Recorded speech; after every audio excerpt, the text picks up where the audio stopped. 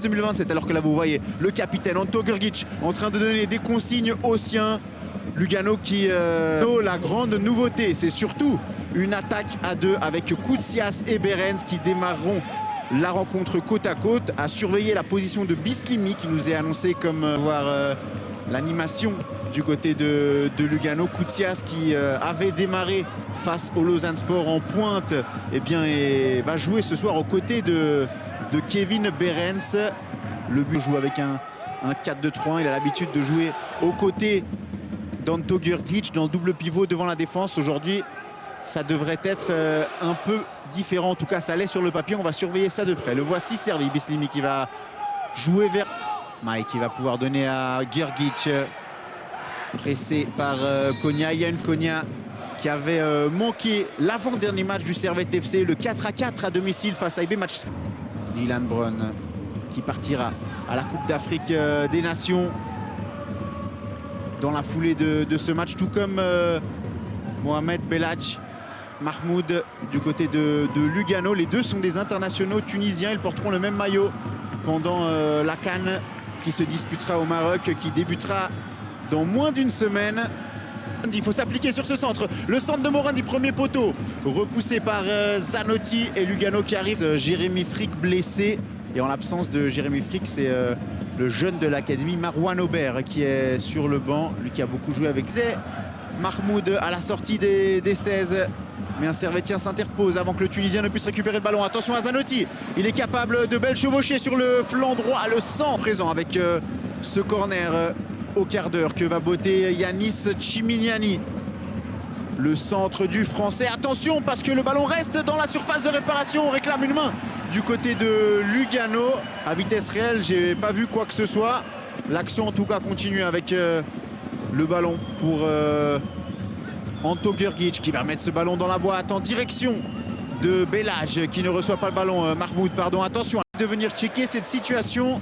Et on voit effectivement le coude de Lilian Njo sur cette tentative de... Et c'est d'ailleurs ce que fait Urs Schneider.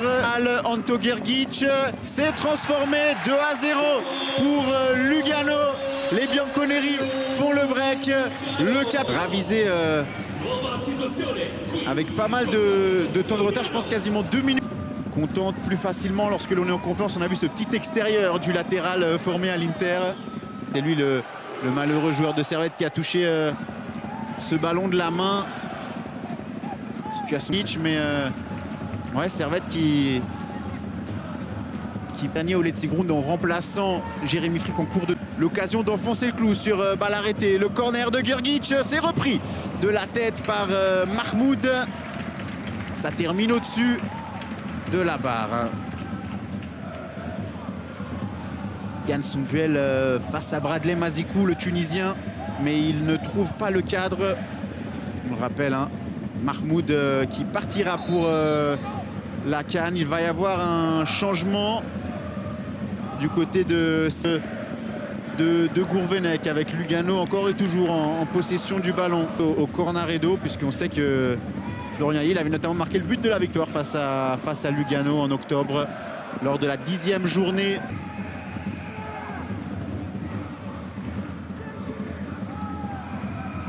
Papadopoulos qui vient en direction du but de Joël Mal. Le centre de Behrens, le ballon qui ressort vers Mahmoud.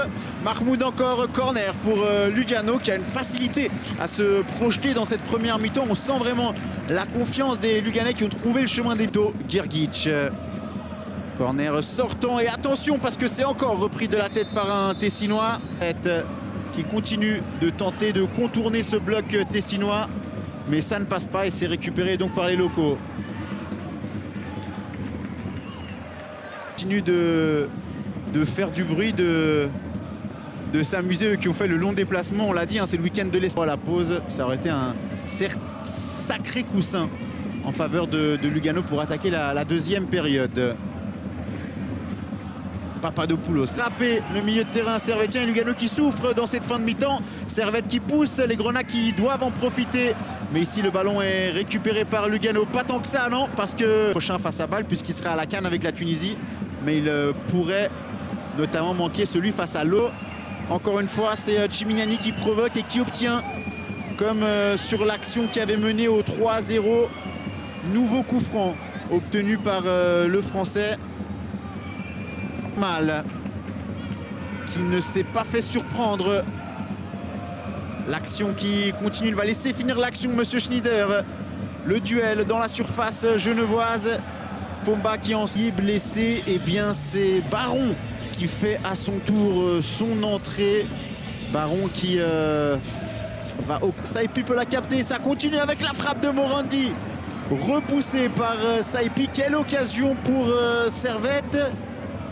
À vitesse réelle, j'avais presque l'impression qu'il marque beaucoup de minutes, mais qui a quand même la confiance de Jocelyn Gourvenec, qui est à nouveau titulaire aujourd'hui.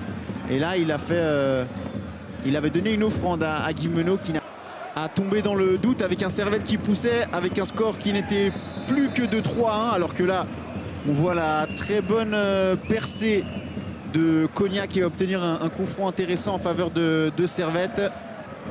Mais ce but, il vient couper l'élan de Cognac et ses coéquipiers.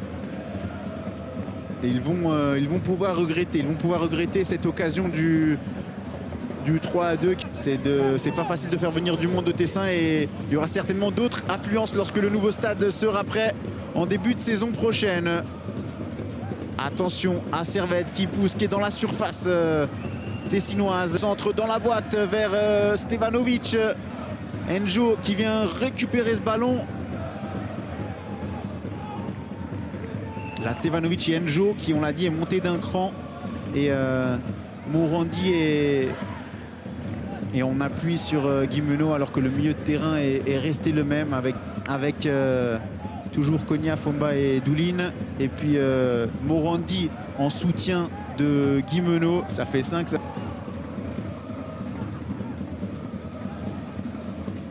Mahmoud au duel avec Mraz qui touche l'un de ses premiers ballons.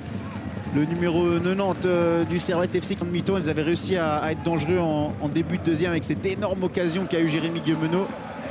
Il ne l'a pas transformé en sortant du banc lors du 4-4 qu'on vous évoquait il y a 2 semaines. Pas de faute là pour Servette aux abords de la surface de réparation. Diallo, il n'y a que Papadopoulos qui... Ça se bat au milieu de terrain. C'est Cognac qui sort vainqueur de ce deuxième ballon. Mais derrière, Grgic arrive, mais en faute. On dira ça comme ça. Mahmoud qui salue Mattia Crocci-Torti avant de partir à la CAN avec la Tunisie. Tout comme Dylan Brun, on le rappelle.